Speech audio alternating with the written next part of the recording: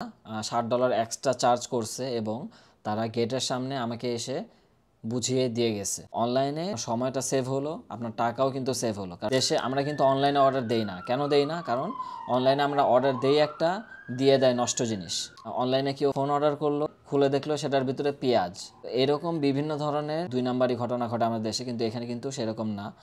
আসসালামু আলাইকুম গাইস, কেমন আছেন? আশা করি আপনারা সবাই খুবই ভালো আছেন। ওয়ালমার্ট থেকে কিছু আমি গ্রোসারি অর্ডার করছি, তো সেই জিনিসগুলো আমি আপনাদেরকে দেখাবো যে তাদের ডেলিভারি সিস্টেম কেমন, অনলাইন ডেলিভারি যেটা।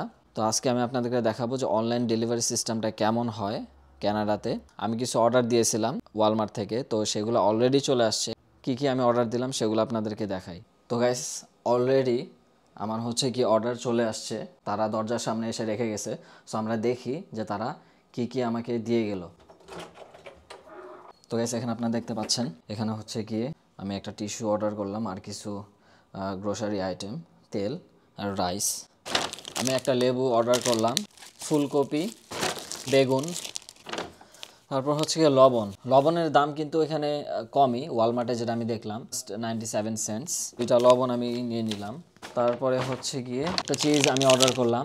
আপনারা জানেন হয়তো আমি বাসায় পিৎজা আমি নিজে রান্না করে খাই, তো চিজ আমি এরকমভাবে অর্ডার দেই। ভেজিটেবল অয়েল, আমাদের দেশে কিন্তু সয়াবিন অয়েল আমরা বেশি খাই, কিন্তু এখানে হচ্ছে গিয়ে ফ্রাইয়ের জন্য ভেজিটেবল অয়েলটা খুবই ভালো, মানে অনেক হেলদি। তারপরে হচ্ছে গিয়ে শসা, দেখেন গাইস, এই একটা শসা এটা হচ্ছে গিয়ে $2। শসা এখানে অনেক এক্সপেন্সিভ।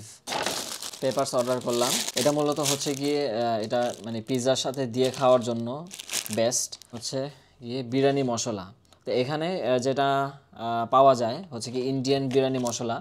ইন্ডিয়ান ছাড়া এখানে পাওয়া যায় না কানাডায়। মূলত ইন্ডিয়ান বিরিয়ানি মশলাটা আমি ইউজ করি বিরিয়ানি রান্না করার জন্য। চিকেন, এখানে আপনারা দেখতে পাচ্ছেন চিকেন $13। এখানে হচ্ছে গিয়ে প্রায় 2 কেজি চিকেন $13। রাইস, এখানে হচ্ছে গিয়ে একটা রাইস অর্ডার দিলাম, এটা হচ্ছে গিয়ে জাপানিজ রাইস।